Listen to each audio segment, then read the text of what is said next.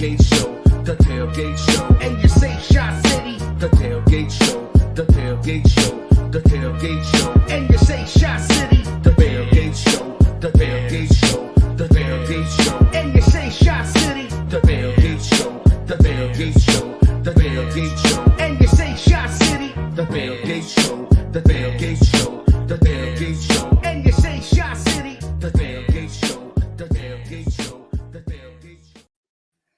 Yo, yo, yo. The boss is back.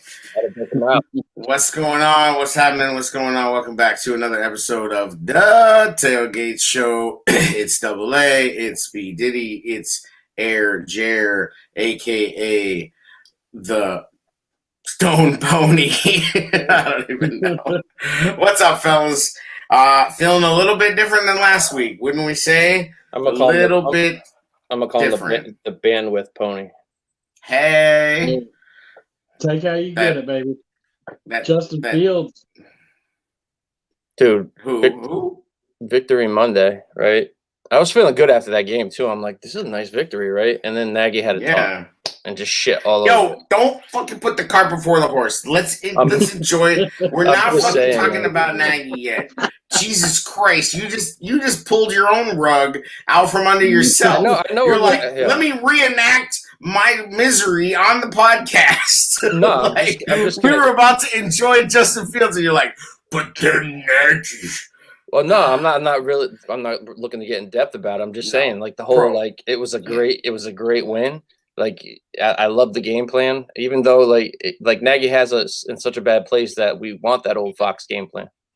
Like, the one we used to complain about. It's so ironic, bro. You know what I mean? The ultimate irony. It's like, fucking, we finally got a modern offensive coach.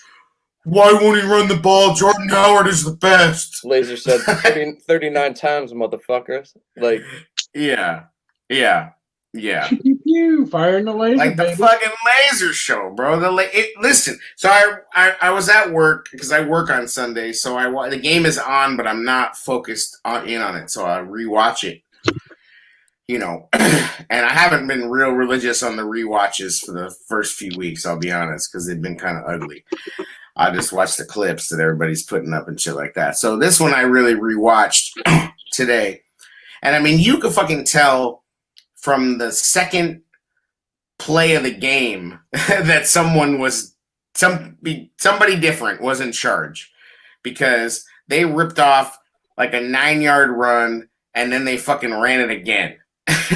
And dude, and they did what I fucking wanted them to do, is like have a damn series where you run the ball 3 times and you live with the fucking results, because you make the defense think about it. And I was like, oh shit, it's different right now. And then they end up converting a 4th down on a run.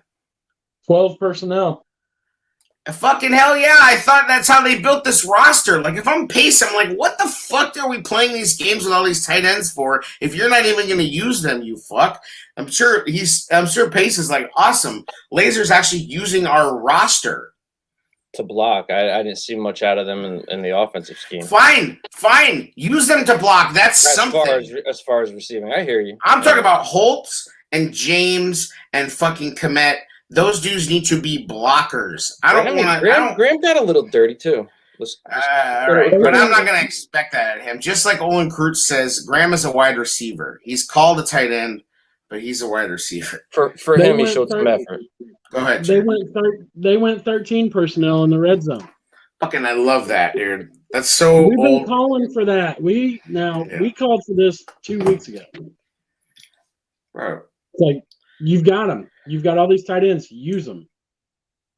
Like, that's the thing, is that Nagy doesn't fucking like to do this, but it's like at some point you have to get back to football and let these guys have some success playing fucking football, because they're so tired of playing these bullshit games with his offense. You know what I mean? Like, he's so obsessed with this, with the things that have worked in 2018, and he's just grasping to try to get back there. And it's like, sometimes you just got to play fucking football. And that was what Laser was doing. Isn't that fancy? He's calling a fucking game like a high school coach calls a game. I mean, that's how high school football is played now. Play action. He's coaching to the strengths of his team. Right, and that's fine, but it ain't complicated, and I think that's great for the team. That's the biggest thing for the team is it's like less to think about, just beat the man in front of you, keep it simple, stupid, and fucking, play football. Let these offensive linemen start moving forward right away and get their heads in the game.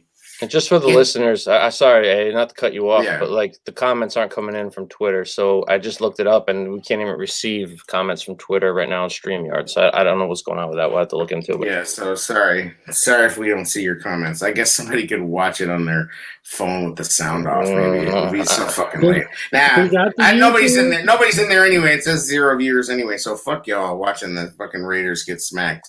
The next victim, please. Yes, exactly. So you want to get into Fields' performance? Yeah, I mean, listen, the biggest story of the day is that Fields bounced back after what was a game that anyone would have a little difficulty bouncing back from, regardless of who your coach was, regardless of all the reasons. And I mean, he really looked comfortable, in control, in command. Wasn't perfect, but you know what? He is so special with his splash play ability, whether it's his legs and his arms, and he can just fucking do some things. I mean, like when he go ahead. Amazing when the O-line blocks for you. It's kind of amazing what happens. It's also amazing what sets up off a run game. Exactly. Yes. Exactly. Like it has to fucking happen. We have been saying this, that unless you have a run game and unless you can threaten a team deep with the pass, you can't do shit in this league. They will let you live between the 30s and between the 25s, but once shit starts stacking up, you're fucked. Like that's how teams play defense now, because they know, like, you have to play that way. The rules are so geared towards the offense. You can't press. You can't touch them. You can't fucking hit them. You can't do anything.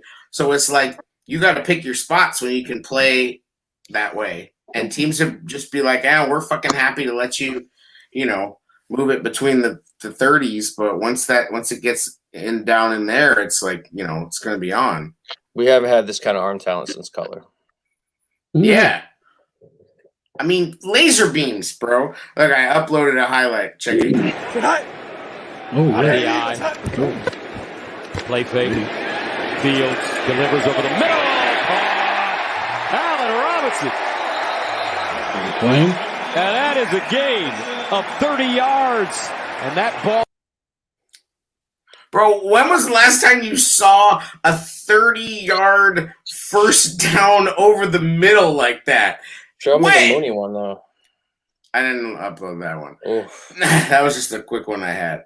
Yeah, I mean, that wasn't even like that. That was a phenomenal throw in the land of Bears quarterbacks. In the land of Bears quarterbacks, that was like a top 100 play of all time. Like, he's got the arm talent. There's no question about that. Like that, that was a simple first down to Allen Robinson. It wasn't anything like, in a normal, top 15 quarterback land, that's not even a big deal. But to us, it's like, holy shit. Like, that's insane. And then he dropped, first drive, they run, they set up play action, and boom, 64 yards down the right fucking seam. Double move. Then Mooney adds like another 10 yards onto it. That ball was flames. Yeah, man. And the cool thing about it was like he only had like 18 attempts, so he was hitting some bombs with not much. Yeah, not much. Of his 17 passes, he seriously had 5 of them were fucking insane. In stride. Yeah. In stride. Yeah. Oh, seriously, and rewatching it, the stadium had an out of body experience when that shit happened. Oh, that's that place went up, bro. It was like it was just everyone was hyped because we don't see shit like that as Bears fans. Like, we don't. We're not used to that shit. Oh, comments. I see a comment. It's from YouTube, though. Trubisky's in the house is live on YouTube. Nice. What up, though? He's part of the crew now, man. He's on our for real. That's true. week. He is. Yeah, he's an honorary Tailgate Show fucking member. We actually need to add his tag to the show page. I think we should just add him into the show right now. Right? I don't even know. Anyway, I'll figure it out. If somebody can add him, you can add him.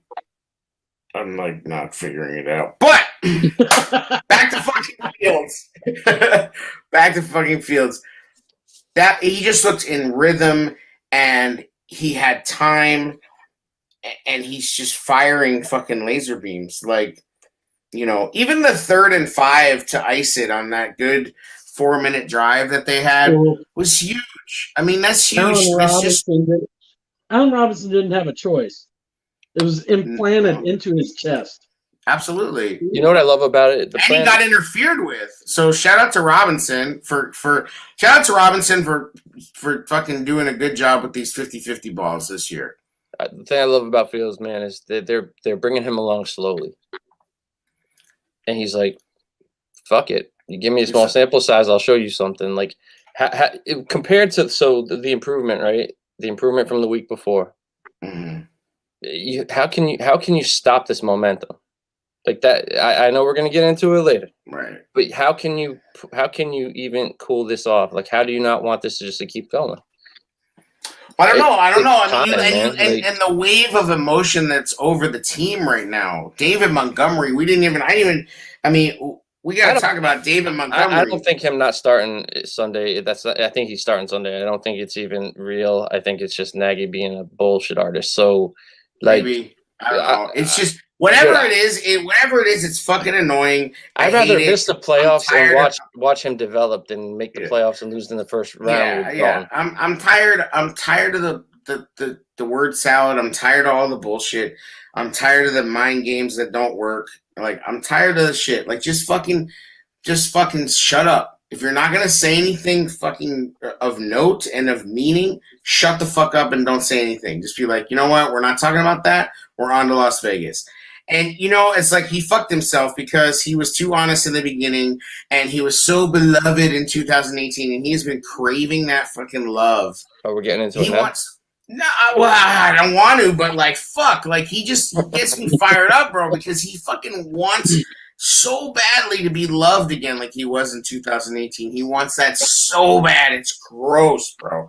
And you see him like when they go to the feed early and he's trying to like yuck it up with all the reporters and they're fucking doing their deal and yucking it up, and inside they're like, I'll stab this motherfucker in the heart. I poked the bear. An instant, bro. Because here's the thing is that I didn't even get to talk about it. I'm trying to hold it off and shit.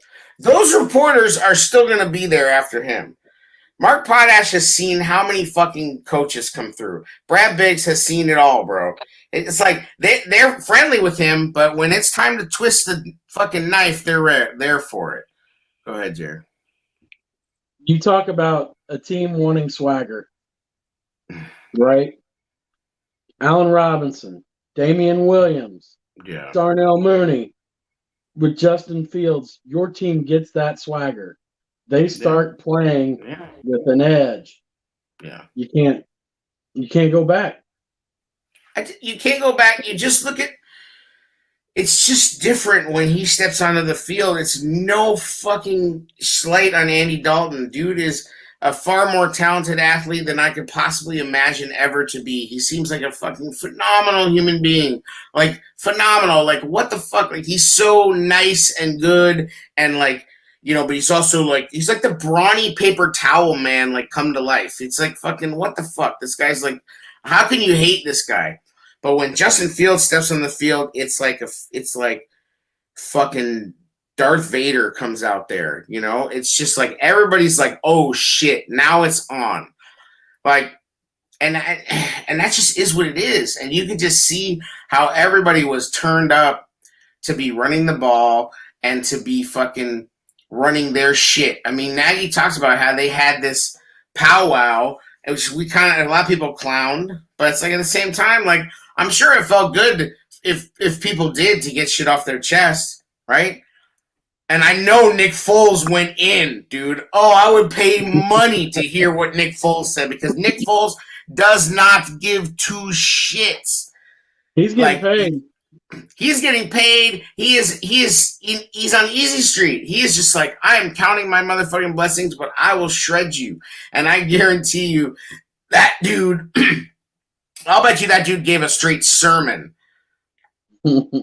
Like on the mount about that fucking offense. Because you know he's let's not get it some shit. Too twisted though. Montgomery is the heart and soul of this offense right now.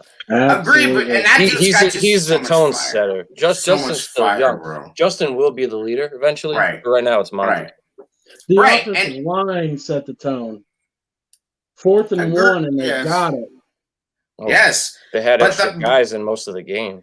But also, yes, it's like also that's the fucking thing is that like stupid ass Nagy tries to run the ball out of pass formations and wonders why the fuck it doesn't work. It's like, asshole, you run the ball like you fucking mean it. How about my boy Alex Bars? I'm just saying. Yeah, they played him as a tackle eligible. I like that. I like that idea. It starts to get your fucking. It's a mentality. It's like we're coming off the bus. We're gonna punch you in the mouth. Here comes another tackle. We got another fat boy just waiting to hit you. Yeah, and it's like, whoa! What if we had a fullback? Could you imagine if we had a fullback? I mean, well, yes, but I'm talking about if you had like another fullback, we call Michael Burton up. We're calling Nall up, right? Stop it. That scares me. You know what I will say, and I'm gonna go out. I'm pretty sure Monty's gonna miss a game. I don't see any way he doesn't miss a game. Have we Tonight on the Monday night broadcast? They were talking about it being a hyperextension. Rappaport was talking to Eisen, and that it's looking like 3 to 4 weeks probably. Yeah, but Rappaport also said he got carted off the field, so take that with a grain of salt. I think that was an honest mistake. I'm sure he didn't mess up the medical assessment. I would be surprised if he did that. I mean, listen, I looked at it and said 2 to 3 weeks minimum if we're lucky, and we got lucky. Thank God it wasn't an ACL. Well, that's the nice part about a 17-game season. It's like it's one, more game where, And I'm not gonna compare the two because it's just blasphemy. But like his running style, I haven't seen it since I was a kid. I'll just put it that way. I'm not gonna go that far. He's very Thomas Jones. I said style. No, I don't. He's carrying piles and shit. He's like carrying people with him. Thomas Jones did too. Thomas Jones is a little more of an outside stretch runner. Yeah, Montgomery likes to go inside and get in there. His determination is just of the same. Just that. I feel like I get what you're saying. It's not flashy, but it's gonna. He's just persistent, man. I will say we always say like what players have gotten better under Nagy. I will say that Montgomery, you have to give him Montgomery or give Montgomery the credit. Fuck it, I'm not giving the coaches credit. I'm giving Pace credit for the running backs. I will say that. I agree. Pace has been here. The guys have always been consistent. Yeah, he's listen, he's got a good eye for talent, and I think he's given certain Nagy, positions. I think yes, at certain positions he doesn't. That's how all GMs are. But he's given Nagy a lot of raw materials to work with. I mean, it's not like the guys that they've cut have gone on and like killed it elsewhere. So it's not like it's like super stark. Although I guess we'll see Javon Wims in a Raiders uniform, maybe. The difference is with like Laser though, like you could tell that he actually saw something on the tape studying during the week because he found a weakness, he exploited it, he kept going to it. Right. He let the offense have a flow. That's not Nagy. So you have talent, right? But you have to also understand the flow of the game and your opponent. And Nagy never does. He just wants to run his shit constantly. It's like if you know how when you play Mike Tyson's Punch Out, the original Mike Tyson's Punch Out. You remember that old game on Nintendo? You remember that shit? Well, every boss that you had to fight had a pattern, right? Like it was like Glass Joe would come out and then you'd have to wait, crack, and then you'd have to go poof, poof, poof, poof, poof, poof, poof. Like there was a pattern Bro, I to remember. every fucking guy, right? Every fucking guy that was a pattern. If Nagy played that game, he would never be able to beat it because he fucking thinks you can do 2 punches and then go for like the super knockout, and then it's like he fucking gets tired. When you try to do too many knockout punches and punch out, you're like, Yeah. and you get rocked, and you're like all the way back. That's fucking Nagy. Worst Tyson's punch out player ever. So what do you think we do? You think with Damian Williams got a calf too, right? He's got calf strain. Quad. I think he'll be fine. I think he'll play. I think Khalil Herbert's going to get a lot of carries. And I like Khalil Herbert, so I'm really not. We're going to miss Monty. Don't get it. I don't even know what the deal with Tariq is. I'd like to see him back at some point. He's not coming back. Hey, if Eddie can, Tariq. Listen, if his brother hadn't fucking died horribly. I'm not going there. I am, because it's a part of why Tariq's not playing, and it's legit. I don't think that it has anything to do with that. Listen, he puts a lot of Instagram not a lot, but when he puts Instagram things up, it's all grieving stuff about his brother. He's still in a very bad way with that. I'm just saying. And who wouldn't be? But that absolutely, would be more it's 100% legit. It's worse than a real injury. So I'm not even saying it in a critical way at all. I'm saying it is worse than a real injury, the mental shit. Robert Quinn finally admitted what we all knew and what we talked about on this show was that mentally he was not right last year. He was in a bad fucking place. I don't know, half the world. I disagree. I disagree with the take, though. I think if anything, we give him inspiration to be on the field. I don't think it has anything. to do with I'm telling you, I'm watching it happen on social media. He's in a bad fucking place. He's down bad right now. Certain people react differently to different situations. Where some people would use it for inspiration, maybe he's not. Maybe it is mentally just taxing him. Yeah. This is a guy who is very active on social media in a very positive way, and all he puts up now is like snarky shit against the fans and sad shit about his brother, and that's fine. He's in a bad place mentally, but I'm saying I think he's just in a bad hope place. He gets out of it. Yeah, I think he's in both, and one's not dry. They're not disconnected. You can't disconnect the physical and the mental. It's not possible. I disagree. Fucking Trey Burton mentaled himself out of the game. It's real. Yeah. Can't separate them. I'm not saying but I'm saying one drives the other and one doesn't drive the other. So if your mentals are bad, you can't get your fucking physicals right. And if your physicals aren't right, your mentals can go bad. That's just how it goes. A guy like him can't be 75% with the way he moves. He needs to be 100%, and he's just not there yet. He's not going to get there this year. I guarantee you he doesn't play this season. That's my prediction. It sucks, but I don't see him coming back. I don't think mental health is the reason. Well, how about Taylor? Go ahead. I think mental health is a big reason for a lot of the way players play. When you're not right, and coaches know it because it shows in your play and your preparation. But the moral of the story is, I think that mental health needs to be brought more to the forefront. Mm-hmm. I think there's too much stigma about it amongst football players. You remember Terrell Owens? He was whack. I'm talking about in the locker room amongst the guys. Yeah. Mental health is not something that's like, oh yeah, he's crazy, Dude, what are we doing? Like, Brandon Marshall was out of his fucking mind, and he produced a motherfucker. He got shit the fuck out, didn't he? It burns. You burn bright. You burn out. And he bald, man. He don't give a fuck. There's guys that are freaking lunatic as fuck, and they play every week. Agreed. And I mean, listen, like some of the greatest players in the history of the league were fucking crazed drug addicts. Like, I mean, actually, most of them. So, LT used to play coked up. Yeah, and more, bro. I mean, like, football is a fucking game of crazed barbarians. But some people just handle it differently. Yes. And he's having a hard time. And also, if he was 100%, he'd be playing, regardless of the modern football player is boxed in like never before. Like never before. These dudes back in the 70s and 80s and even the 90s could go out and do whatever the fuck they wanted. The team fucking would often sponsor them to go out and fucking live large and be kings. These guys can't fucking do anything, bro. Like, they're constantly watched. There's video cameras everywhere. They can't even fucking go out.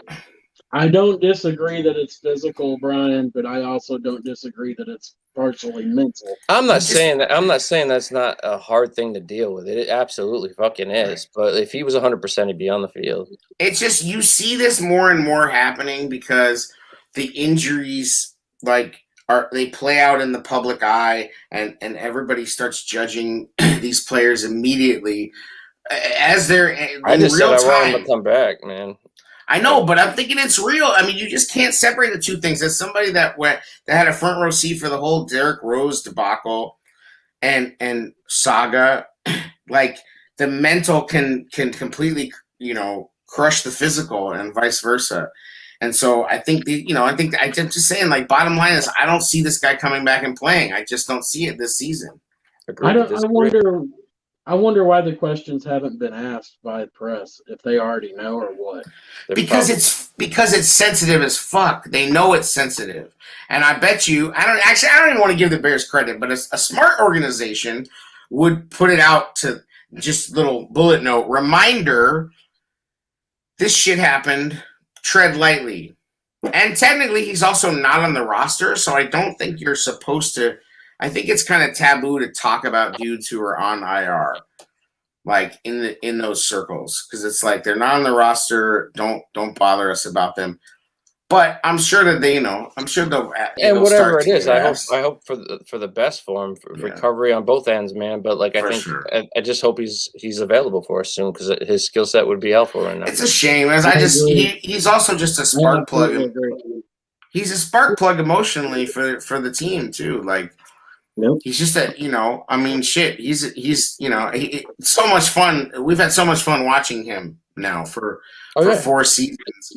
He's electric. Running to the sideline. But even I can't even blame dude, and we've been over this, but I can't even imagine him with Fields though. Like, I can't imagine what it's like to be that small on a football field. I mean, I'm short, so I get it. But it's crazy to be like a fucking human bowling ball in there like that. You know what I mean? Like the thing that sucked too is he was running with a purpose before he got hurt last year, and I liked it. Like he was hitting the hole hard. Pause. But and back to bring him in with Fields, man. That's what David Montgomery did. He got faster, more decisive, and he turned all that juking extra move energy into like straight ahead energy. And imagine what could happen though. That speed, right? You got him and Fields in the backfield. Yeah, that's crazy. As a change of pace guy, you know what I mean? Like Monty, give him a breather, put Tariq in. Now you got a defense that's already smacked in the face a couple times, and then you have to deal with Tariq. Who the fuck is this? Someone who says they're Matt Nagy is in the chat saying Andy is our starter. Ira.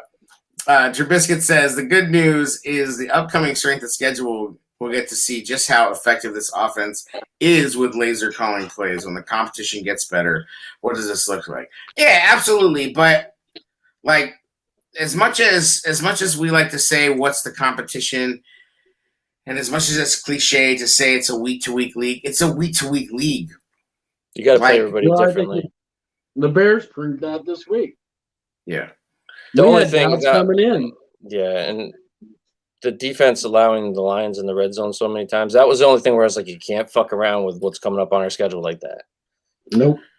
Like people that thought that Browns game was gonna break Justin Fields are crazy, bro. That dude is so mentally fucking battle tested. Dan Orlovsky. Let's just go. He should force his way out of Chicago. Yeah, calm the fuck down, Mr. 0-16. That dude is getting fucking wild. Like, he's out of control with his bullshit fucking takes, bro. The thing that sucks about him, he'll go on 4 shows and say the same exact fucking thing. It's like he's making the rounds, like an actor promoting his movie. It's like here's my bullshit take wagon and I roll it from town to town and fucking, fucking stand up on the back of it. Yes, it's another one. It's like on the back of his fucking wagon, like, step right up and hear my bullshit. I used to play quarterback. Blah, blah, blah, blah, fucking blah. Here's my opinion about everything. I like some of his stuff. I'm not gonna totally he's smart. I like the NFL Live show. Right, he's just over the top. Like it's like entertainment. He needs to calm down. Like it's just like I know, and he gets us all fucking stirred up. So he's doing his job. But Jesus, exactly. Give me J.P. O'Sullivan over him any day. Yes. I don't know if you'd like him on an ESPN thing though. I mean, you want to talk about snark? No, but. It's all about clicks, man. That's all he's trying to do is drive. But he's smart in that, he isn't trying to go on there and do that shit. That's not his vibe. No, it's a whole different world being on TV. Like he's going for real analyst shit. He's doing it for entertainment and because he's good at it. But I think he's also auditioning for a coaching position. Could be. Yeah, like that's what I would say. Is that he's auditioning for a coaching position through this analysis and show. Another point on Laser too is Justin did say he sounded very calm in the headset, where Nagy sounds a little hyper, and that's huge. Nagy I can take that so personal. Like I guarantee you he heard that and was like, he's so mad he can't let. So mad. Andy's still going to be the starter. Bro, he's such a petty bitch. Like, he can't even just shut up and be happy and just say, you know what, we won as a team. We won as a team. He has to be like, I'm the head coach. It runs through me. And that's I'm real. in charge. I'm in charge, guys. And that's real. And the thing is, that's real. All I want is for us to win. Okay. When you do something good, like I've seen, like especially some other podcasters I've seen in the past, when you're doing something good, you don't need to tell people you're good. People will just know that you're good because they're watching what you do, right? Nagy doing that shit is insecure as fuck. Like we hired an offensive coordinator, not a head coach, and now we got that ripped away. Now he's like stern. And actually, if he played his cards right and the offense actually took off, he could actually get a piece of that action. Bro, he's so stupid. He's the head coach. No matter what, you get credit. Like, you get blamed for shit that might not even be your fault. It's the guy you brought in. If he fixes things, that was your decision. Hey, you hired Laser. You should sit back and take the praise as your own and just say, you know what? Like, and be confident. But the problem is the difference is so stark. He can't even bullshit that this is his stuff because it's like, it's not, bro. Like we can tell you turned in somebody else's work. Like it's plagiarism. Yes, it is not your shit. Like you're fucking, and that's okay, and that's fine. Yeah. And you know what? Coaches have to do stuff like that, but it's just difference is so stark, so he can't even. Like I don't know. Like he just feels like he has to remind everybody that he's the head coach. It's like. Leaders don't have to remind people of shit like that. They just act like it and people follow them. Justin Fields doesn't even have to get named QB1 and he walks on the field and everybody knows he's fucking QB1 because that's who he walks and talks as. That's what Nagy wants out of his players' confidence. But when you act like that in front of the media and the players see that, you're not practicing what you preach, man. Like that's right. Some insecure shit. Right.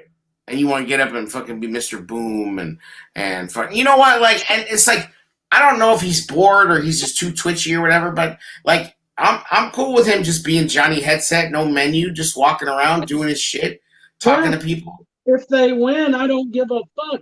Go in front of the press and sing "Mary Had a Little Lamb."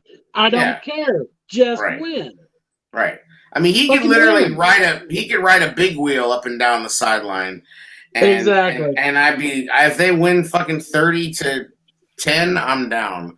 Hey, at the end, it all goes through me. It's like, yes, we know that. We understand how the structure works, you fuck. Like, George McCaskey, it all goes through him, too. Like, and he realizes that, I think. You know? Like, I'm pretty sure that, well, Ted is so Teflon that he is not aware of any. Ted's like just, like Ted's in the middle of a bunker, like in the middle of a mountain, in the middle of a fucking lake, like he's just so safe. He never thinks about it, and everybody else realizes that their shit's on the line. Like, it's just so pathetic, bro. Yeah, like, Nagy sounds so pathetic. Nagy's like a neutered, declawed indoor cat that's like trying to still pretend that he's in the wild, like patting at the fucking screen and can't get out. Like they took his Denny's menu away, bro. Well, it's like, and then he starts talking about how he saw people's true colors during this time. Like, he slips in little sad fucking. Yeah, Nagy's ego sucks. Like, he slipped in little sad asides and like weird. Like, I mean, it's like you were saying. I don't know if we said this on air before, but like you were saying, he's real. This is really him. He's really nuts. Yeah. Yeah, he's really fucking out there. Like, he's really a guy who can fucking ramp up this persona, and then he's a guy who's extremely, and he's fucking been way too vulnerable. Like, we're just so in his kitchen right now, and it's just like, Yeah, this is a guy, it's sad, because, like, I think he's a good, genuine person. I think he's a good guy. I think he's just one of those guys that's so smart, he's socially not, he just doesn't, he's off. No, he's a smart dude. I just think he's too smart for his own good. Here's what I'm going to say about it. Okay, I'll let you finish your point, but I just wanted to say this one thing about it.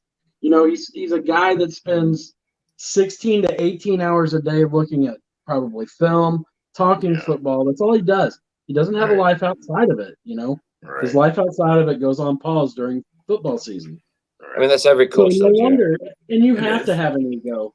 You have to be on an ego trip to be an NFL coach. Yeah. I don't mind. He just doesn't have to look so sloppy. That's all. Yeah, he needs a handler or something. He's fucking his feathers are ruffled. I would like a Belichick type right now that's going to give it back to the media and be just I'm just saying at this point, like at this point, he'll. What's fucked up is he's got the bullet points. Somebody just needs to edit him, like. You know, he's got the bullet points down. He knows what the fuck to say. Somebody has coached him with what to say because he hits them and then he just vomits in between, and it fucking swirls around and nobody can make sense of it. But he hits. It's like, you know, we won as a team. We're so proud of our guys. We're so proud of the coaches. You know, we got the win. We played tough. They did what we wanted them to do. They bounced back. He's got his fucking shit, you know, but when he looks into the eyes of those cold lizard reporters, it's like he just falls apart. And I'm just saying, man, if you're don't be on Twitter if you're a reporter crying about what Matt Nagy tells you.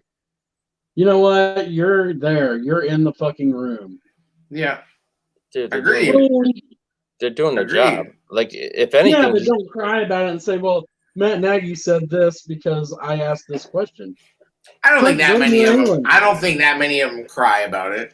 I think a lot of them use Twitter to expand their their persona. It's an extension of their. Nagy's helping them do their job, because if he was a coach that wasn't giving them anything, they wouldn't have shit to write about. Right. And again, credit. And again, I'm tired. We talk about the coaches too much. These players deserve a shit ton of credit for this shit not being a shit show. Robert Quinn. Yes, these fucking players deserve a ton of credit for being lunch pail dudes who don't talk shit and who keep it in house. Because we've seen this shit go sideways. Fucking, I don't want to hear about these bust ass coaches. These players are carrying this shit. Like, and when Allen Robinson caught that ball going to the sideline, didn't he just look like he just lost it? He was just like, yeah, you know. It's like, fuck yes, let's play some fucking meaningful football. Goddamn it! His agent chimed right the fuck in after that. Of course, bro. It's all part of the fucking dance. He's on schedule. You know, I didn't see that because I'm blocked on multiple accounts by Allen Robinson's agent, but. Matt Nagy's asking why Andrew blocked us, which is kind of wild. I didn't know coach was that involved with Twitter. Yeah, somebody's in the know. Somebody's in the fucking our buddy fucking Jeff Hughes buddy Andrew Danahy got a little whacked out on Twitter. Was fucking saying all kinds of goofy shit about how he thinks Dalton should start. And I was just like, you're out of your fucking mind. And then he started saying something about how Dalton was actually pretty mobile and better than Trubisky on the deep ball. All this fucking crazy shit. And I was like, you have to be trolling. Like, you cannot believe what you are fucking saying. It's so out of line. Shit. I used to fight with that guy all the time about freaking Dow Loggins. He was a huge Dow Loggins supporter. And I kind of went back at him and he blocked me. Yeah. Right. Great. It's bitch mode. Hell of a world we live in when you can have a conflicting opinion and delete. Yeah, but like a stupid fucking trolling one. It's not just conflicting. It's like sports, though. Straight trolling. Like, you know, but like, you know, because he likes to go on these little fucking threads, you know. It's like, god damn. And then people are like, oh yeah, he's just like Lambert. And it's like, fucking, the thing I'll say again is that Lambert. Nah, fuck Lambert. I agree with you, but Lambert is cashing on the hustle. Everybody's out here fucking. He's cashing on the hustle, and so I can't be totally mad at him for that. I think he actually means what he writes, though. That's the sad part. Yeah, but it's not all bad. I don't know. I've done a couple podcasts with dude. He's okay. I'm just saying he's not that bad of a guy. He's chosen a path, and that's his hustle, and he's pretty fucking good at it. Even if he does turn article, you know, like bad Jeff Hughes tweets into articles, like whatever. Everybody fucking does that shit. That's the name of the game. NBC Sports Chicago will take a tweet and turn it into an article. I was playing pool in the stripes in the solid colors. And that's what I was saying is that motherfucker Jeff, the Bears blog, goes down these emotionally driven wormholes. He's a playwright from New York, dude. Yeah, like he's a fucking wine drunk, bro. Like he's like I just picture him like lying on a park bench with a bottle of wine. The boxed Merlot. Yeah, like dude has like fucking like a cheap bottle of Turning Leaf, and he's like asleep in fucking Washington Square Park, and wakes up and like starts tweeting like all this shit that he thinks is all profound. He's another guy, though. People react, man. Yeah, he gets it going, and he's another guy that's blocked me on multiple accounts at various times. But for whatever reason, I'm unblocked on my personal account. So Lambert muted me. Lambert mutes it. Like Lambert mutes everybody. I'm blocked by Lambert. I'm blocked by Biggs. Yo, Cap. We need to make that shirt. Blocked by Biggs. Yo! Those shirts are dropping. Blocked by the blog, blocked by Biggs, blocked by Fishbane. Like, Fishbane's not a blocker, but some of those motherfuckers are blockers. Yep. Yo, and Memo, Jeff Hughes was definitely watching Sex and the City on the regular. For real, but for like the wrong reasons. You know what I mean? Like, he was into the. You know what I mean? Like, cause we, you know, like, you can't lie. Like, as a dude, you watched that show, but you watched it for, oh, come on. Occasionally, you never watched Sex and the City. Nothing on that show. What are you talking about for chicks? Yeah, there was usually hot chicks on that show. Sarah Jessica Parker was beat, bro. I wasn't counting her. Charlotte, though, she was hot. Yeah. They always had some high quality trim on that show. Anyway. I don't know. Yeah, like you know, it's like Jeff. Jeff is just a drip, bro. Like Jeff is just like a park wine drunk, like tweeting. No shit. Johnny fucking Well Done Steaks didn't watch Sex in the City. You probably don't even have cable out in the sticks. That was on HBO, bro. Wasn't it? No. Yeah. Yes, it was on HBO. Back in the day, you had to have dough to have HBO. Well, I've seen a few episodes. Yeah, I've seen good for you. Episodes. Must be nice. What's that like? What's next on the list, please? I don't know. This has devolved. The defense. Who were you talking about before we went down a crazy wormhole? Robert Quinn. How about it? You know we lead the NFL in sacks right now? How about it? Sean Desai. Bringing the heat. Moving people around. Stunts. Loading up. Fucking coaching the shit. Yeah, and I really, really liked what I saw out of Travis Gibson, man. Like this dude Hell came yeah. in and he came in without Hicks in there, without Mack in there, and did some shit with the amount of time he was given. Like he was took disruptive. He took a number 1 pick and made him look rather mediocre at times. Yeah, we've been screaming for this depth, and this is a guy that it's just awesome to see, man. It's important. Now, that's the good. Now I'm going to bring this full circle here. That's a number 1 left tackle, correct? That was number 1 left tackle in the draft by a lot of people. Yeah. Rashawn Slater's a better player. The expectations that people had on Jenkins to take the left tackle spot. We called it. Not that we've seen it, but I'm just saying from right tackle to left tackle is a huge transition. Yeah. People need to be whenever he. Well, actually, Sewell's back in his natural position now because they were going to try to switch him, but the injury made him switch back to his natural position. So you see how hard it is for a guy at his natural position. And you're going to ask a guy to switch and be like, "Oh yeah, like fucking he played half at that position." But where did he he shine? I can't wait for Jenkins to get healthy and get Fetty out of there. I'd be good with that. Fetty had a damn good day. Yeah, I mean the O-line played with a lot of pride, a lot of heart, a lot of fucking toughness. I appreciate what they did. Let's not backtrack though, because the defense, Robert Quinn, Mack, did very well. Roquan did his thing. Ogletree was all over the place. Ogletree was making fucking plays. And I was saying we were doing the preview. We were talking about how important the linebackers were going to be in this game, and they stepped up. But the Detroit Lions moved the ball with fucking ease on this defense. There's a lot. They were going right up and down the field on them. Okay, there were a lot of drive extending penalties too. Bro, this defense got bailed out. That fucking snap that went right into Bilal Nichols' arms was a godsend.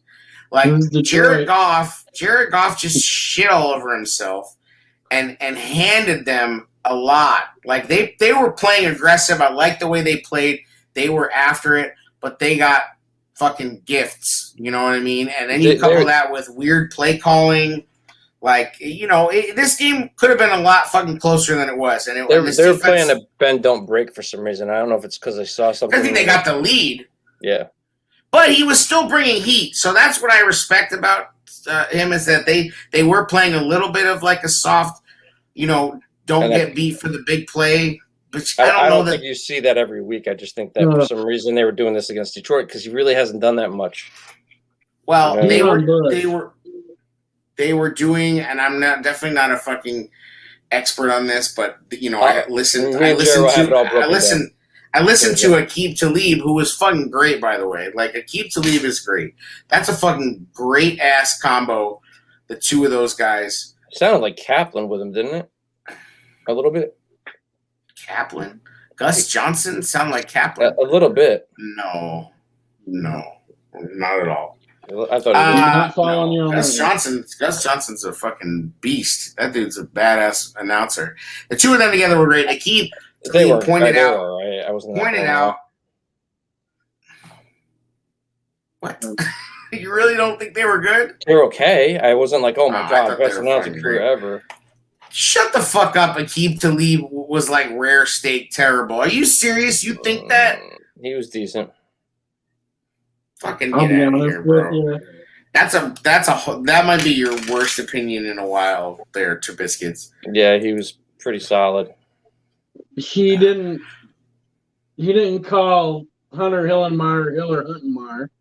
I'll give him that. Yeah, bro. Like, think about how bad the fucking announcers are. Chris Collinsworth is brutal. Joe Buck is fucking brutal. Like Greg Olsen was a little brutal too. Yeah. People were sucking his dick too, and I was like, "Come on, he ain't." Were they? Yes. Like people were fucking talking about how good he was. How he's so talented. Like it's like this fucking myth that Tebow is a talented TV personality. He's fucking atrocious. I would like to see Jay though. He was about to get that job. He would be good. Jay's warming up though. I like the route that Jay is going right now. He's really building it, and his show's good, man. And he's actually working at his craft, which is for Jay Cutler is not common.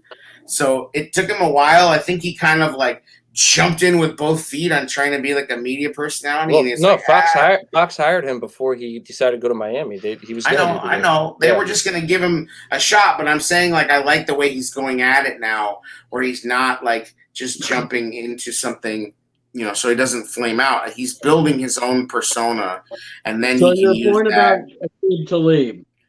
Fucking good, and he pointed out a smart thing, which was that they showed man and they dropped back into zone, and that's what that's what Deion Bush screwed up. Like they screwed up the zone. I mean, and unfortunately, I wondered about that when I first watched it, because even he was supposed to be in a 2-deep shell or whatever. And then Ogletree was supposed to pass off. Ogletree was supposed to pass off his man to him, and Bush acted like he was gonna pass off to somebody else, and it's like, what? No, what are you doing? Yeah, you're like the last line there, buddy. Like, here's what I don't fucking understand. Him and Eddie Jackson were going back and forth there. Yeah, and Eddie Jackson should probably shut the fuck up, but. At least I guess Eddie Jackson usually knows where everybody's supposed to be. I'll give him credit for that, because he certainly fucking gets mad at people when they're not where they're supposed to be, and that's fine. I'm fine with that. But I don't understand these safeties that don't understand that you can't let people get behind you. You're the fucking safety. I will say this. This is not an uncommon thing between Eddie Jackson, Gibson, and now Deion Bush. There's one common link. Number Cole 4. Kmet. Well, yeah. Exactly. The shit. So I mean, it hasn't been as good since Adrian Amos left. Like, we've been trying to replace Adrian Amos for fucking 4 seasons now, or 3 seasons. We finally had a safety tandem. It had been years since we had one, and it's like they broke it up. Pace just fucked it up. Yeah. The question I have is it Eddie Jackson the one screwing up his responsibility? I don't know. The deal is that the person who plays opposite Eddie Jackson has to be hyper disciplined and able to adjust based on what he does. And that's just how it works. So they were just together. They were in, fucking simpatico, and he just, nobody else has been able to do that. Haha was the same trying to be the same player as Eddie. Tashawn Gibson's fine. He's fine. He's serviceable. But he doesn't clean up any of Eddie's messes. Like, Eddie takes a risk. Eddie takes a risk, and it's not like Tashawn's there to clean it up. The first half, I thought Deion Bush played really well. I was like, damn, maybe he should get a crack at starting. And then the second half happened. I was like, oh. Well, and that's always been the book on Deion when he gets in there. He looks solid, and then it's like, oh, he has a one fuck-up play, like a big one. When you let a veteran quarterback stay clean, you're exposing your defensive backs. Right, and as good as the defensive line played, Hicks went out, and they missed him. And also, you had Eddie Goldman's a fucking myth. Quit telling me he's something. He's a myth. I don't think he played like a myth. I think it was a snap count game, but I wasn't impressed. I don't know. I felt like for being listen, this was his first game back in how fucking long? Jesus, like, can we relax a little bit? I think he played fine for that. Yes, we are gonna relax. I'm gonna fucking relax. This is me relaxing. Yeah, well, he's going up against a guy that broke him last time they played. Well, he is going against fucking the best center in the league. Ragnow is the best center in the league. Or top 3. Incognito's out right now with a calf. Okay. That's not who he's lining up over. That's who destroyed him. That's the tandem that got him at the Ravens. Oh, for sure. I get you. In England. Yeah, I remember. We've talked about it a lot, and it's 100% legit. But I'm just saying, for his first game back, I'm not putting Goldman on my list of bad from that defense. My list of bad is Eddie Jackson, Kendall Vildor, like. I don't even. Vildor? Yes, he allowed like fucking 90% completion percentage. Like, dude, Goff had some fucking was making some plays. He was escaping the pocket, and Goff was a lot cleaner than I like to see. I thought we would get at him. It was unforced errors. Unforced errors. Yes, but guy should have had 2 more sacks, but he got out of it, so you give credit for that. I mean, you can't play that game. Should have had. He got out, and not only did he get out, but he would throw for like 30 yards downfield. Like, he had some fucking big plays that the defense should not have given up. Imagine if they gave him weapons. Yeah, I guess. Like, Cephas is decent, but like they don't really have a lot. I mean, I like structurally what they're doing with their offense. Like, it looked functional. Like, you know, and that whole Swaggy and Swifty thing really didn't do much against us, although Jamal Williams has a couple good runs. But Swift, I mean, that's a good combo. Like, they got a little bit. If they just, you know, I think at the end of the day, they were just like. It was a dangerous game. They could have very easily went the other way. Yeah. Yeah, we were living dangerously, letting them in the red zone that much. That's the only thing that, and I think that was just the bend but don't break. I don't think we're going to see that, like I said, against every team. I'm not going to nitpick the defense because mostly I was cool with it. The offense was really. Here's my problem with the offense is that as well as we ran the ball for like 185 yards. How the fuck do they still only have 58 offensive plays? Like, that's. Well, if you move in chunks, you won't have as many offensive plays. Right. I agree, and I'm fine with that. They ran the ball 39 times and threw it, you know, whatever, fucking 18 or 17. That's great. I'm good for that balance. If we get the lead and we hold the lead, that's fucking awesome. I just think, you know, the defense was still kind of on the field a lot. So I'm not going to be too hard on them. I'm just saying that it wasn't like we hear the numbers and the turnovers and the sacks and you feel like, oh, the Bears defense dominated. Not really. Like they made plays when it counted. They made plays when it counted in the red zone and they got the benefit of some good bounces. If you count the 3 turnover on downs, they created 5 turnovers.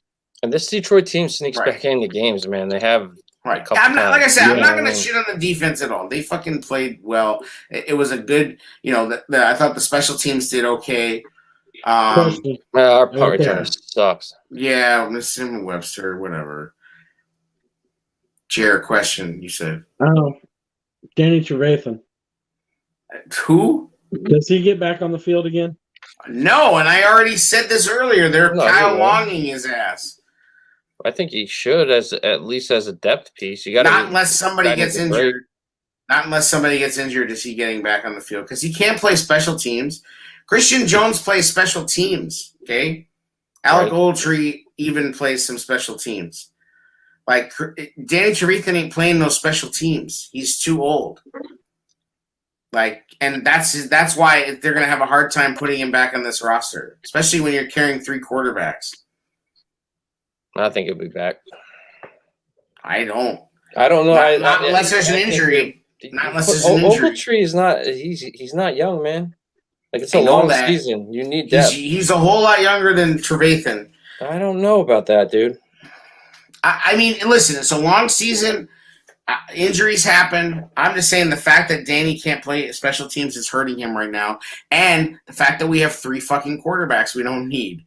Like, honestly, that's a roster spot that would probably be Trevathan's right now. Or somebody like him.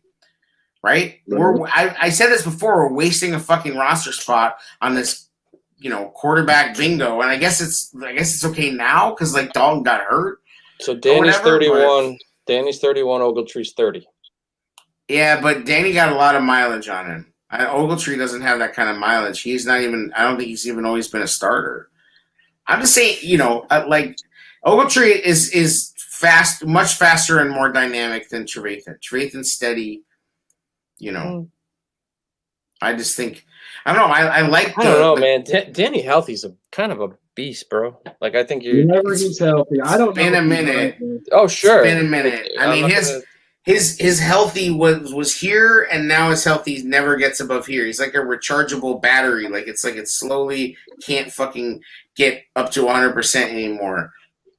Like that's just the deal. Like, and he knows it. I mean, he can still come back, and it's like it sucks that he's had some freak injuries, not really like of wear and tear, like the dislocation of the elbow was such a freak injury.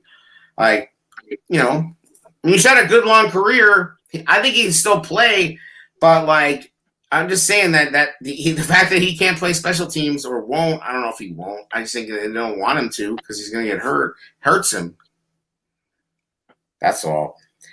Overall, I think the defense had a good day. I was happy with it. You can, like I said, you can nitpick, but I like where they're at. I like where they're headed. I like Desai.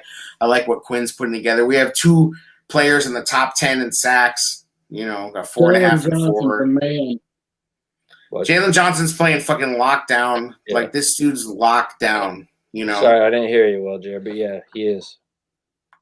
I mean, that dude, he just stepped it up. He went from a pretty good rookie season, solid rookie season, to being like one of the top 10 cornerbacks in the league right now. Yes, sir. He's playing like legitimately. You can't tell me he's not a top 10 corner. He might even be higher than that. But I could tell you that if I wanted to. He's better than cooked ass Richard Sherman. Everybody that wanted Richard Sherman, you still want him? That dude was getting cooked left and right. Mac Jones was tearing his old ass up by fucking Mac Pennington. Mac Pennington was out there like zip, zap, zap, fucking pew, pew, pew. That kid is Teflon, man. Like how he escaped all those pre-draft pictures and it's just like, God, I don't get it. It's nice to be fucking an Alabama boy, bro. Alabama, good old boy shit. I mean, come on. We know why he's fucking where he's at. Get out of here. It's like insane. I don't know many people that could have survived that. Yo, what's crazy is that like people are fucking all hyped about how he played. His passing chart is like a bunch of little green dots right by the line of scrimmage. That's how Brady made his living in New England, man. Agreed, but he's gonna have to learn how to throw it deep. Brady could throw it deep. He could always throw it deep. Brady got Randy Moss seasons. That was further. That was years into his career, dude. I know that, but I'm saying Brady did develop a confident deep ball, yes. Right, but at because first it was dink, dink. It was but also that was like they didn't have dudes to fucking throw to. He's like throwing to like Ben Wintercoats and fucking he didn't have a bunch of like burner receivers. Troy Brown was pretty decent. Yeah. I mean, he had some guys, but I look like, you look at the guys he had and how many Brady receivers went on to be great elsewhere. Like, very few. Welker. Anyway, I'm here to fucking talk about Brady. Oh, but I'm just saying, like, people drooling about Mac fucking Jones. Like, calm down. They had to fucking do trick plays with Jacoby Myers to move the ball. B hates Brady, Jer hates Lamar. That's true. I hate the Patriots. I live amongst the bullshit. So there's a deep seated hate. I don't hate Lamar. Is it a bit? No, I know you don't hate Lamar. You're just playing. Well, you remember the Barry McCockiner Twitter account? He did that Brady video. Yeah, which one? Oh, look, Brady's over 40 and he throws 3-yard slants. Oh, yeah. That's the same thing Roethlisberger does. That's the same thing fucking Drew Brees did. Drew Brees threw fucking 5-yard slants for like 20,000 yards of his career. Big Ben shot, bro. So shot. Big Ben's been fucking shot. That dude's washed-er than washed. He's like fucking. I hope they're starting him when we play them. Oh God. Yeah, you now you're ready to go to that game again. You're thinking about selling your tickets. Now you're like, oh shit. Let's go. Fucking Steelers look like trash. You know what happened to my ass? Oh, wait. Whoa. We're not skipping out on your boy Najee. Where he at, bro? Where's the Najee at? Najee. He ain't doing shit, though. That O-line is brutal. Just saying, Najee was supposed to be the truth. I think he will be. We were predicting big things for Najee. I predicted it too, but I was just fucking going off of your shit. I don't know shit about Najee. Don't write him off. I was riding with your boy. Don't. Biscuits in the chat. Jesus. See you in Pittsburgh, boys. Bought my Speedo yesterday. Bring on the snow. Ain't gonna be snow. Ain't gonna be snow that time of year. Yeah, it's like the first It week of might be. November. Ain't gonna be no fucking snow. Ain't gonna be no fucking snow. You're gonna be fucking eating fucking sausages. You're gonna be fine. I got a reservation right outside the stadium. Going to Primanti Brothers and shit. Whatever the fuck they do there. Pittsburgh's cool, man. I'm excited for you. I wish I had got more of a chance to like really experience it because I was there for fucking work. So we had to like, I was working, you know, so I had to fucking like get up and work. If I drive out there though, and Nagy pulls some, it's a cool city. Starts Dalton, I'm gonna be fucking fuming. Yeah, but it'll make for a great podcast. So. low key, I kind of hope that. It's gonna have to be later in the week that week, dude, because I'm not gonna be back until Tuesday. Yeah. No, fuck you. You're gonna be podding from Pittsburgh, live from Pittsburgh. We might have to for a minute. I have three out of the 4 there. There you go. Fucking A. Because cell phone signals are so great in stadiums. That should be fun. Yeah, right. So what do you think? What do you make of the Dalton talk? Do you think it's just coach speak? Dude, is he Wolverine? He's got a bone bruise. You're talking a month if he's Wolverine, 2 months normally. I don't think Nagy knows what the fuck he's doing with this thing. If it's legitimately a bone bruise, it takes at least a month. At least. I don't know what he's fucking saying. He doesn't know what he's saying. He's just saying fucking words. Well, like, he's just up there saying words. It's like I had to let go of my Denny's menu, but I'm not letting go of my Dalton, so I'm just gonna hold it. And fuck the media too. Stop bringing this shit up. Like I'm tired of it. Or he's so fucking egotistical that he's really, really trying to prove to people that Dalton can run his pure offense. Sure, but he's not bringing it up on his own. It's the media that keeps fucking poking. It's almost like he's playing games with the media.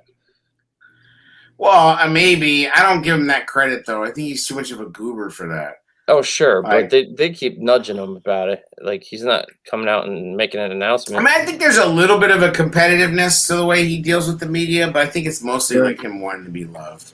He wants so badly. It makes John Gruden have to watch Andy Dalton tape. What does that mean? There's no need to game plan for Andy Dalton. Like, the competitive advantage is nil, bro. You're gonna play 18 passes. If you're a smart coach, Gruden is watching the game that just happened. Like, he is watching the fucking game that Justin Fields just played. Like, you don't have to coach up your team to prepare for Andy Dalton. Like, Andy Dalton's the most vanilla fucking quarterback of all time. Not if Nagy's calling plays. With the laser show, though, that's a whole different ballgame. Bro, shit, I'd almost like to see it. Just so Nagy can get it in his craw. Like, I would like to see Laser fucking lead Dalton on some laser show shit. And just to fucking stick it up Nagy's ass. Like, because he's such a bitch. Like, no, because he would take that and see, I told you Andy was going to be the starter. He would fuck that up. He'd be like, I'm the one that brought Andy here. I brought him here. It goes through me. And that's real. That's real now. He cares. Fuck out of here, Nagy. Any shade?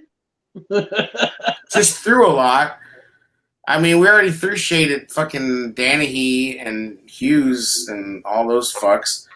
I don't know who else to throw shade at. Like, hey, memo to everybody that liked Gus Johnson, and a lot of people have been fucking commenting on the videos that I put up or the ones that I retweeted, like, Gus Johnson's a shit, blah, blah, blah.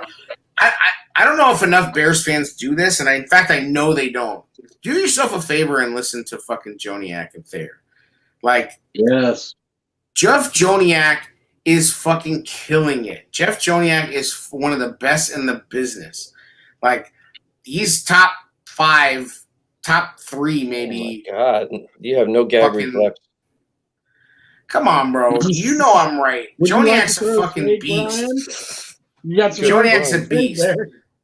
So if you fucking like Gus Johnson, and apparently your gag reflex is good for Gus Johnson, fucking he gets his Gus and puts it down like the Johnson.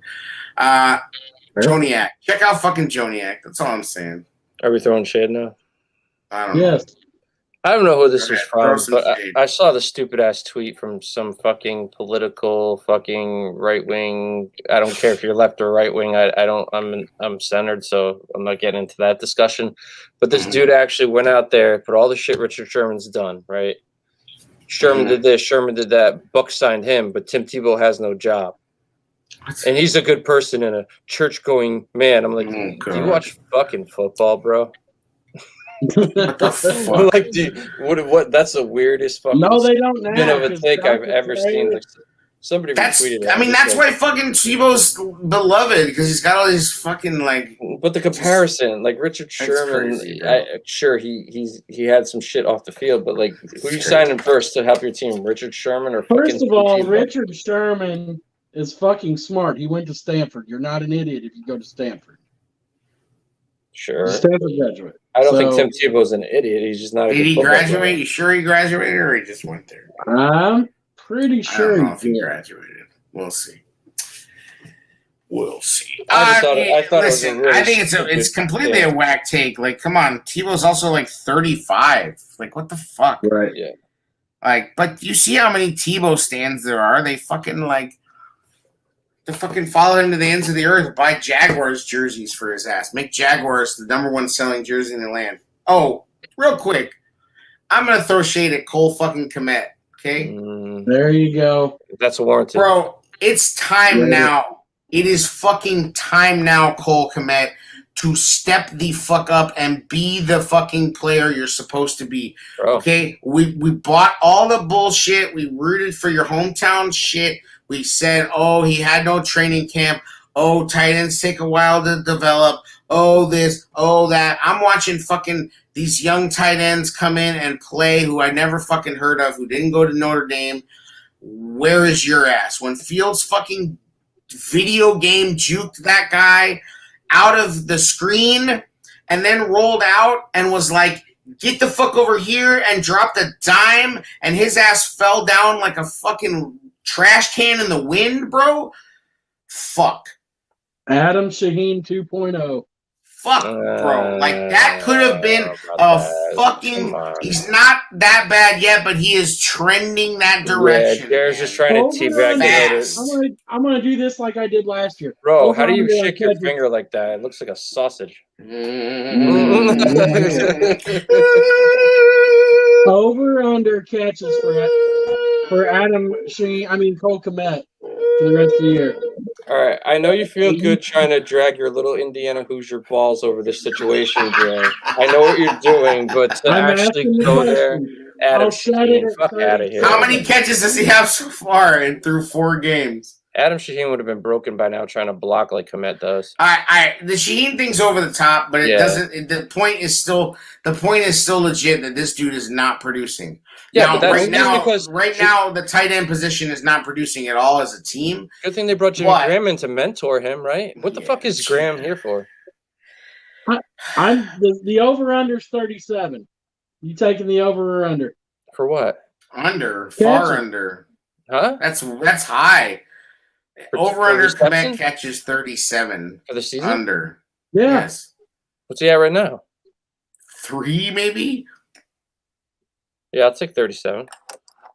You gonna take You gotta over? choose the over or the under. Over. I'm going under again. Let's do it on FanDuel though. Throw some money down, Pony. Oh, we betting now, huh? Yeah. You a betting man now, huh? Yeah, $2,000. $2,000, okay. Diddy Warbucks out here throwing gold bricks at people. You kidding me? I'll be on the couch for a month, bro. Oh, you'll have a couch. Nice. Maybe in my apartment when I get kicked out. Anyway. So we got go to the game. Fucking muted. I was dropping some fucking funny shit. Drop it. No, I was just saying fucking Diddy's got his like secret slush fund FanDuel account that he fucking No, I don't bet on sports. that he funds with his OnlyFans when he's fucking doing the helicopter late at night. I told you not to tell anybody about It's that. definitely my bad. I'm sure. Just revenue streams, bro. Jesus. I hear you. Just revenue streams. Yeah, What's man. the game? Go to the game on offense and defense. Is that what we're doing? I'll let you guys. Yeah. Let's do defense. You guys go first. I'll take Robert Quinn. Okay. He continues to show up. He continues to play well. He's beating tackles like he did last year, but on a more regular basis, getting home. And he's doing well in the run.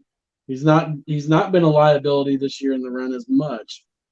So Robert Quinn for me on defense. How about you, Aaron? Offense. I mean, Oh, I didn't know we were doing both. How do you not go with Montgomery? Yeah. Montgomery. It's got to be Montgomery. I like that pick. That's funny. I'm good with that. I guess I have to pick different people, and that's always kind of how it goes. I mean, you don't have to, but I feel like I want to pick different people. I would say I'm going to give it to Ogletree on defense. I think he flew around and made a lot of big plays and was kind of everywhere and cleaned up a lot of trash. And he was active. I liked his game. And on offense, I'm gonna give it to Darnell Mooney, man. Fucking first over 100-yard game, 125 yards, 5 catches. Fucking made big plays. Blocks his ass off as usual. I'm cheering for selfish purposes here. Dude's a baller. You know, Taylor Gabriel. Did you see the Taylor Gabriel tweet? Yeah, bring him back. Tweeted at the Bears like, please let this kid start. It's making me want to put my cleats back on. Like, please go get him. Fucking bro, like these dudes know this dude's a baller. You see guys at the end of the game all finding him. Defensive players. Dude, everybody wants to shake his hand. On the sideline, defensive players are all like laughing with him, and yes, he was fucking cutting it up with Robert Quinn, bro. Who last year was cutting it up with Robert Quinn? Nobody. This dude broke the ice with Robert Quinn. Robert Quinn's got his fucking Scully on and his sweatpants, and he's just over there like, you know, all huddled. Even Mac don't really fucking chop it up with Robert Quinn. And fucking Justin Fields is talking to him like, you know, like they go way back, fucking laughing it up, bro. They know this dude's the real deal. The other team wants to meet his ass. I don't get what somebody put up on Twitter, like Justin Fields said something like, "What's your name?" All right, pick you guys. Go ahead, man. Finish up. No, just Fields said to some Detroit player, like, "Who are you? What's your name?" Or some shit. People are trying to make it a thing. I don't know. Yeah, man. Right. So defense, I'm going to say Travis Gibson just because of the fact that the depth is very important. And what he showed, I thought that was huge because we need that, man. We need that coming off the bench. You know, I just thought he did a hell of a job. And my offensive player is Justin Fields, man. Like to rebound the way he did, just from a confidence level, he took advantage of he was patient, right? They didn't give him many opportunities. They only let him rip it like 18 times. And man, he's showing what we saw in him. And I thought it would happen in training camp. It's happening in season. He's really giving Nagy no excuse not to move forward quicker than he anticipated. He got fucking quality attempts, and he made the absolute most of them. And he learns from his mistakes. Like you're seeing it. I don't like the blindside. I don't like the blindside fumble, but he fucking he recovered it. Yeah, again, it's gonna be a mistake. Again, like how the fuck did he even get up and recover it? Like you watch that was an insanely athletic play again to recover it. Yeah, like shout out to the offensive line too. You don't rush behind 85 yards behind nobody. They play Daniels well. They took care of business.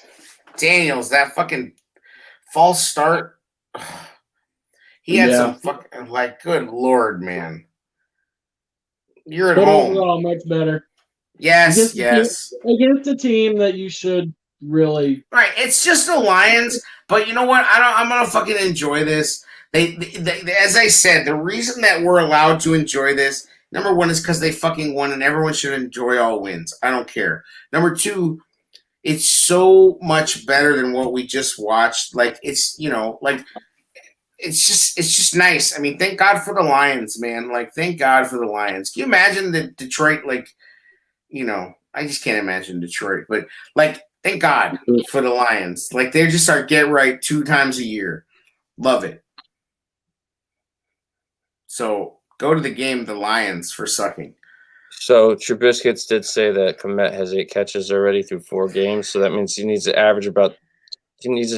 get about 20 catches. 2 catches a game is what that average is there. That's Quick so math. So 17 is times 2 is 34. That's the under.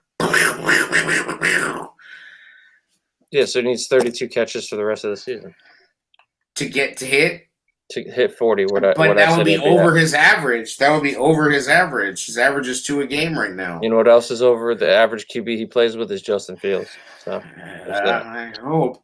I mean, just how about you don't fucking fall down? And then, bro, so embarrassing, like trying to call for the flag. Get out of here with that. That was embarrassing, bro. He pushed off. Exactly. Fell on his ass, missed a fucking amazing throw, and then fucking try to call for a flag. Get the fuck out of here, Komet. That was weak sauce. You're not going to be loving him in a couple weeks. I fucking hope so, bro. I would eat my words. I've defended this guy to the hill. We've been fucking going to war against the Komet haters. Really? I haven't. But I fucking have. Well, I'm not on Twitter that much. Congratulations for you there. I hold it down on Twitter. I be fucking stirring it up, getting the people going. Would you switch JP Holtz and Cole Kmet? Would you put JP Holtz out wide and force Kmet to be the fullback? I put Jesse James in. If it's Fields at quarterback. I would put Kmet's ass on the bench and play Holtz and Jesse James. That's me. I think that's where we're at. That's bad that we're at that place. Well, you know what? I think Justin Fields is more explosive, but yeah.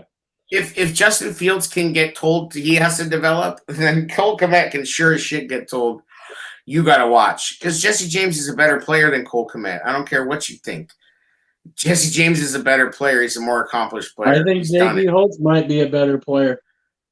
Oh, yes. At this point in time, he is a far better professional football player than Cole Kmet. Cole Kmet still has more upside, much higher ceiling, but he's not putting it on tape. I really have to watch to see how they both block. I mean, that is part of the equation. But he obviously blocks or he wouldn't be at fullback. Yeah. I mean, I don't know. He can catch and get separation. I think we have enough depth at tight end to get rid of Graham. Look, I just think Kmet looks like a guy who's over a little bit overconfident.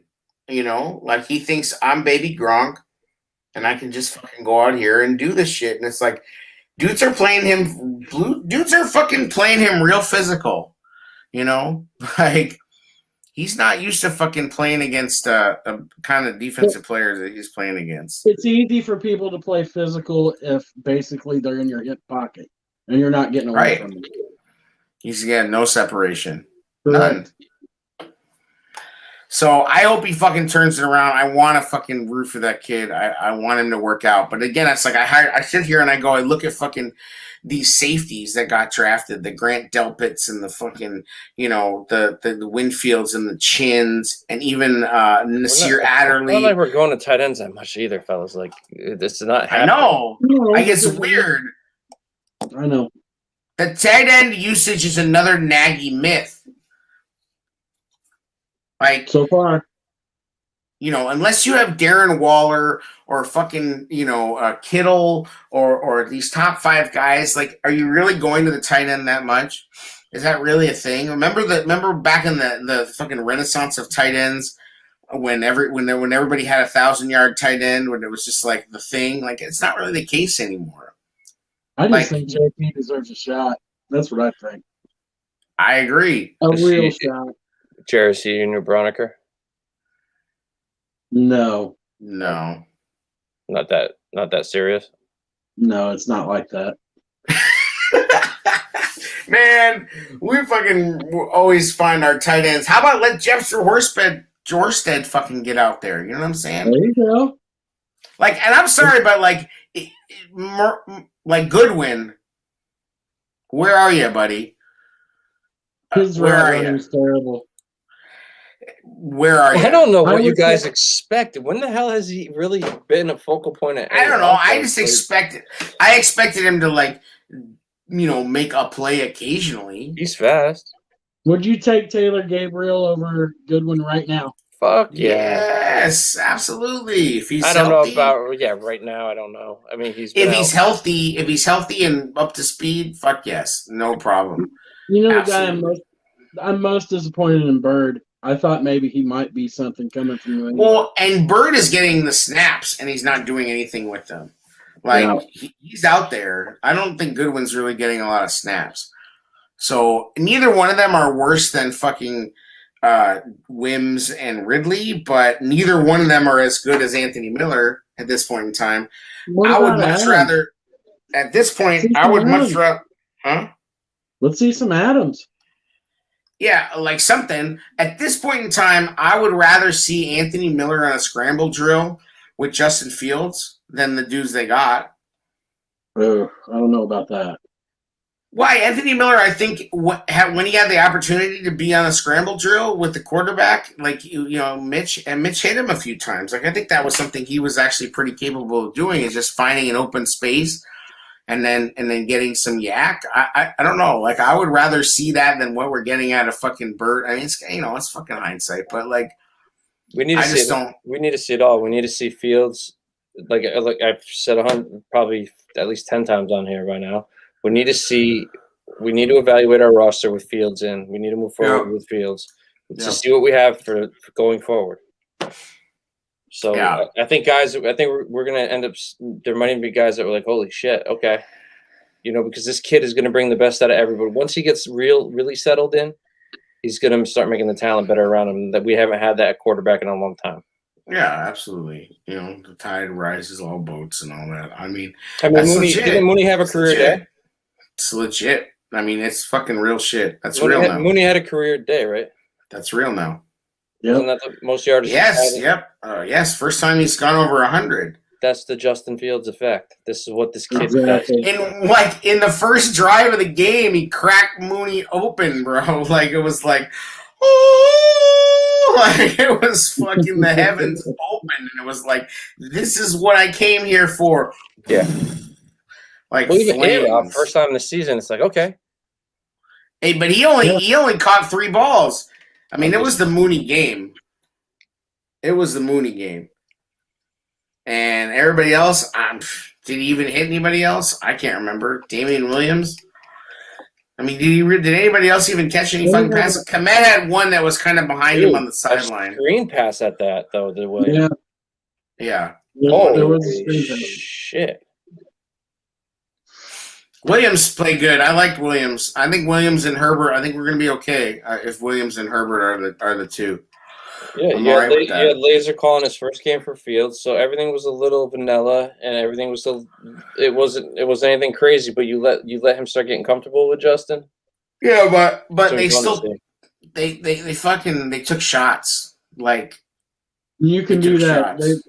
You can do that if the offensive line gives him just another half second. And Laser One hasn't half had second. Laser hasn't had a guy like this dynamic. and they didn't have to roll him out a ton to get it accomplished, which I'm That's good with. not Like, who he is. I mean, it's not who he is.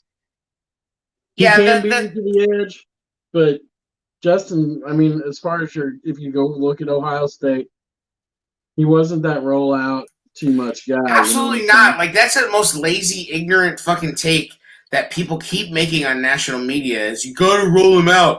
That's not what he fucking did. Like, you're right, Jer. You go back and you watch Ohio State games. He's in the fucking pocket, climbing the pocket, saying? Yeah, running then- up the seams. yeah, he'll jump back. And what happens is everybody over pursues, Yeah. leaves the lanes under. Right, Then- and he goes, and then he'll hit the outside.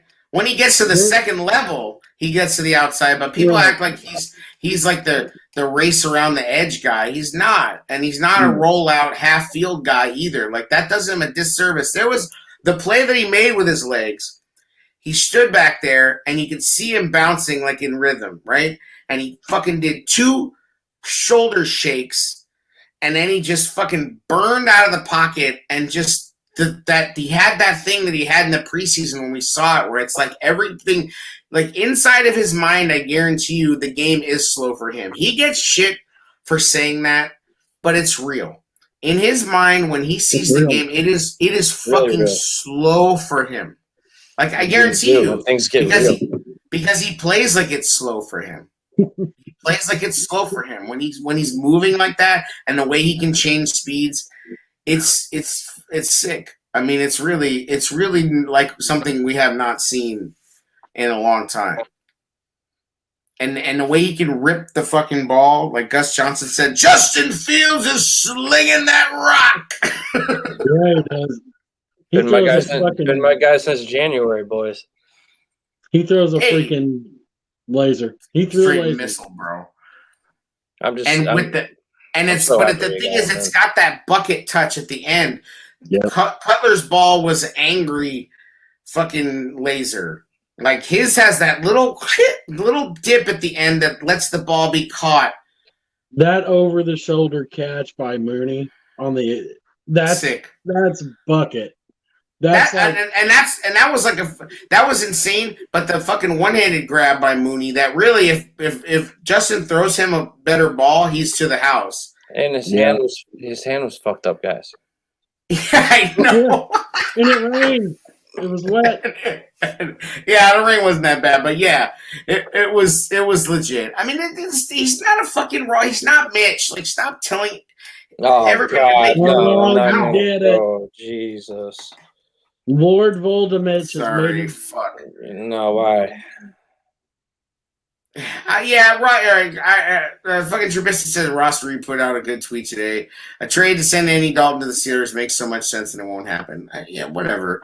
A third for Dalton, of course. No, I don't. But they're not doing that shit. Like, we love to fucking say things like that, but you can't. Like, I will do it for Najee Harris. Do it for TJ Watt, straight up. The Steelers are paying fucking Roethlisberger a lot of money. It doesn't make sense. They're just gonna ride with what they fucking wrote, and if they go down in flames on Roethlisberger's last year, so be it. Then they get a draft pick, and they keep. I don't think Mike Tomlin's ever had a losing season. It's not like they're. I get it, but they just paid their young fucking defensive stud TJ Watt.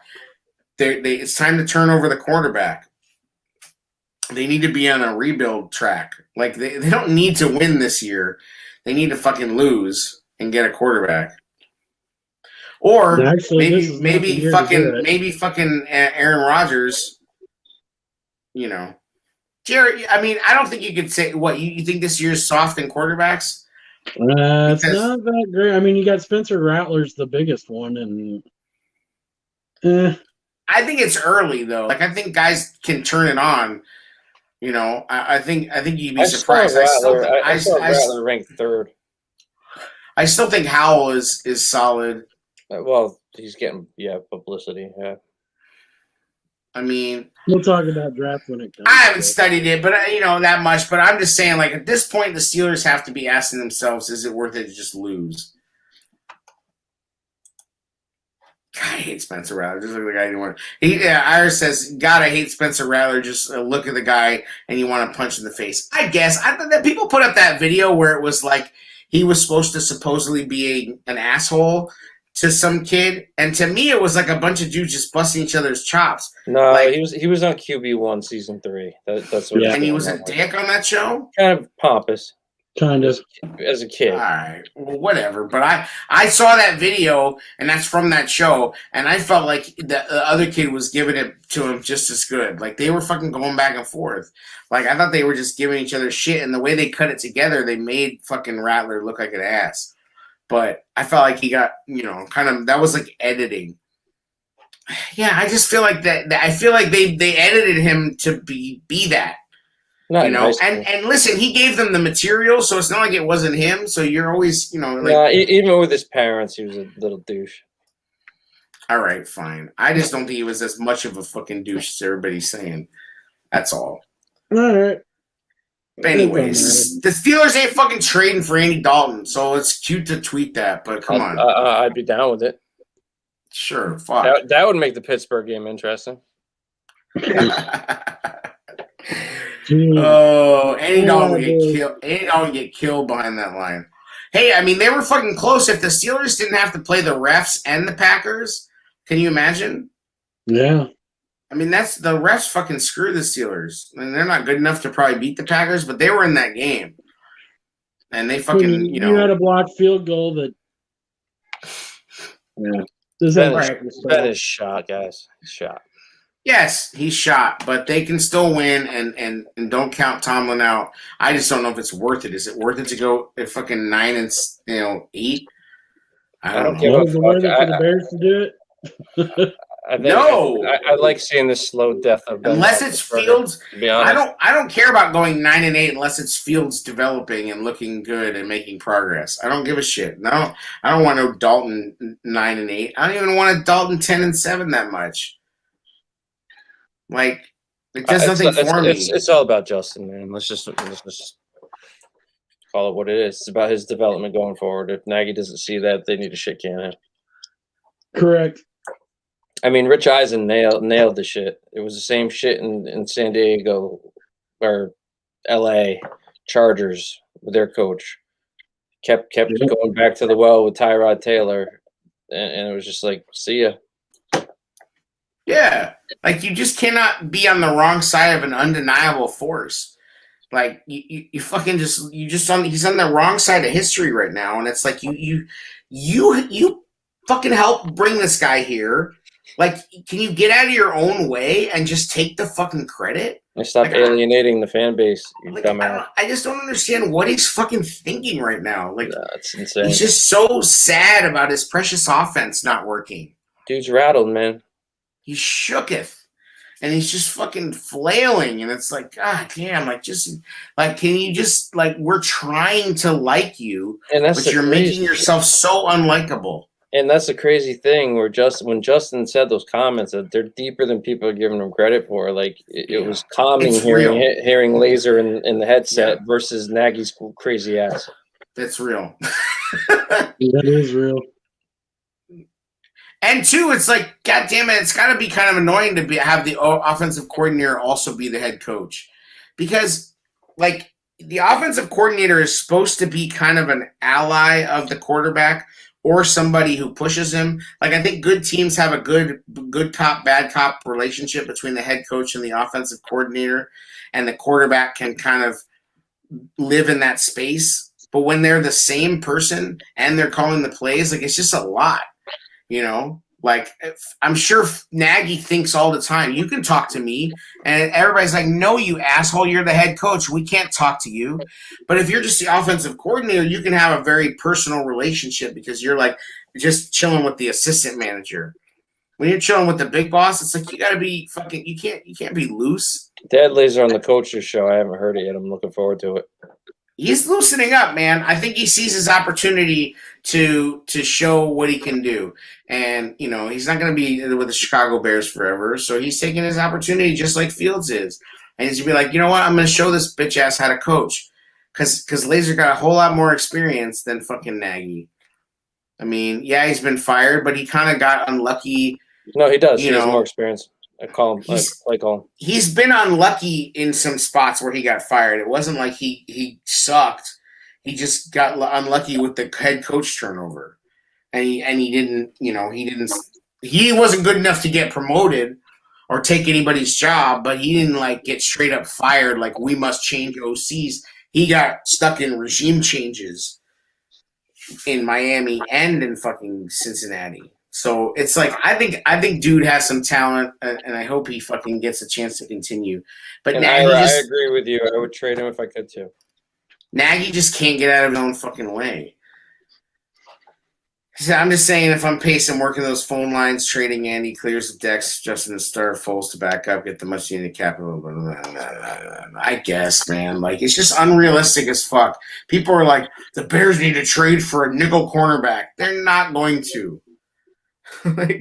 How about a None of that safety? shit is happening. It's just this is who we got.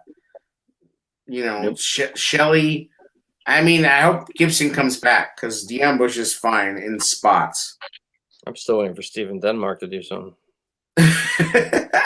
Fucking DeAndre Houston Carson has played a little bit and not bothered me. He made a big play on a blitz. Yeah. He hasn't bothered me. He's been contributing, and he does that. You know. Was that Sewell that he ate up too on that stunt? I can't remember. Y'all some dream killers. Trisha said, "Y'all some dream killers." I'm high. Let me fly. Hey, brother, we're with you. We feel you on all that, but like, I can't fucking just let some bullshit fly up the flagpole and salute it, bro. No, I like the idea. I'll back him on that. I like the idea. Yeah. Well. Trubisky says, "I'm bringing the rainbows and unicorns." AA was bringing preseason. Was I? Fuck, I don't even remember. I can't keep track of what the fuck I was bringing.